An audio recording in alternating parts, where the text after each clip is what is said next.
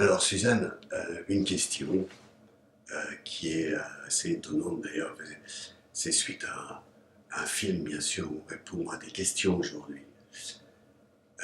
Delphine pose la question suivante, pourquoi le Christ a dit, mon Dieu, pourquoi m'as-tu abandonné? Et elle rajoute, a-t-il douté?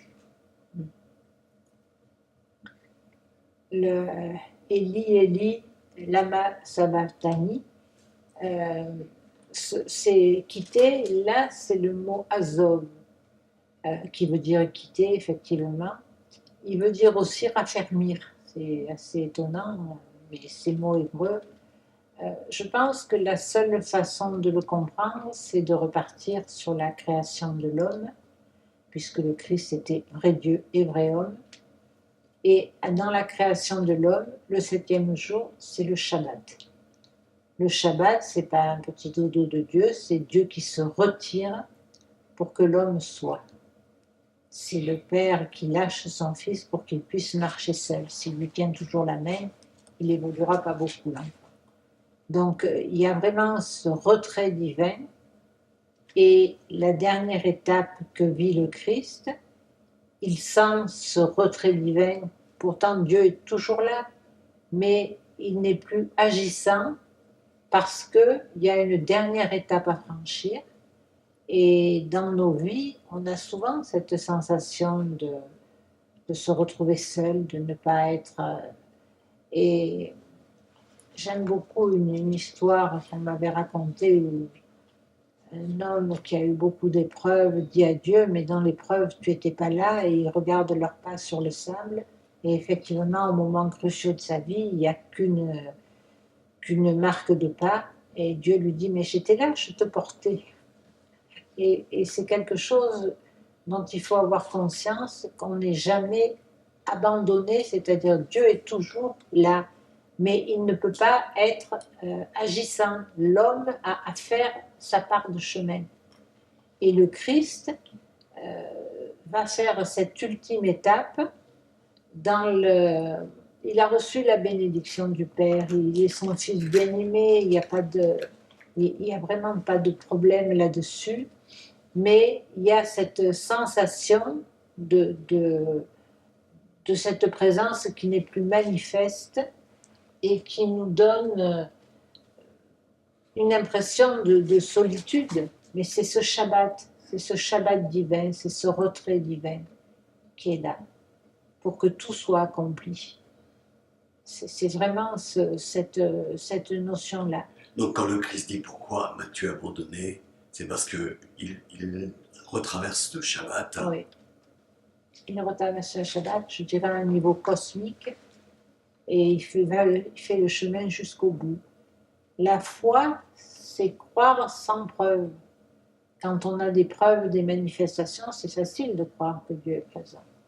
Quand on n'a plus cette sensation de présence et qu'on est seul, c'est là que la foi peut commencer et qu'on peut se sentir ou pas accompagné, mais dans la même certitude que Dieu est là. Et je ne pense pas que le Christ ait douté, mais il a vécu ce Shabbat comme nous pouvons le vivre nous. Je ne sais pas si c'est concluant. Moi, quand j'ai regardé le mot Azov, trouver le mot affermir, ça m'a parlé, c'est-à-dire que si on nous tient tout le temps la main, on va être de bons petits robots qui allons obéir, hein, de bons petits soldats. Si à un moment donné, Dieu se retire pour nous laisser agir, là nous allons donner ou la totalité de nous-mêmes, nous accomplir totalement, ou partir dans le mauvais chemin. Le mot péché n'existe pas en hébreu, c'est viser à côté. Donc oui, on peut viser à côté, et un jour on peut retrouver le bon chemin en se retournant, cette fameuse teshuva, et c'est l'ordre que Dieu donne. C'est pas tu retourneras à la poussière parce que tu as fauté, c'est vers ton inaccompli, retourne-toi, c'est un impératif, tachouv. On a à se retourner vers ce potentiel en nous pour faire le chemin. Le Christ, en lui, tout est accompli.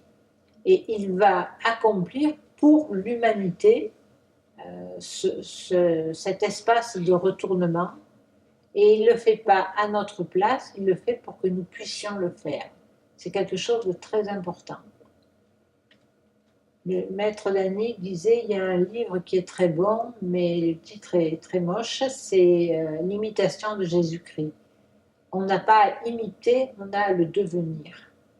L'histoire de l'enfant qui naît dans la crèche, qui est vrai Dieu et vrai homme, je la confesse, je suis chrétienne. Mais c'est une histoire qui va bien au-delà des religions. C'est mettre au monde ce fils intérieur, qu'on soit chrétien, juif, musulman ou bouddhiste. Il y a une parcelle en nous de divin que nous devons faire advenir. C'est symbolisé magnifiquement par la naissance du Fils de Dieu dans la chrétienté, mais il y a plein d'autres histoires dans les autres traditions qui nous parlent de cette parcelle divine en nous, qui est à mettre au monde, qui est à accomplir, qui est à trouver, ce trésor qui est en nous, qu'on va souvent chercher très loin alors qu'il est sous notre porte. Il est en nous en réalité. Il y a beaucoup d'histoires comme ça dans toute la mythologie. Donc, c'est ici que ça se joue. Merci Suzanne, merci beaucoup.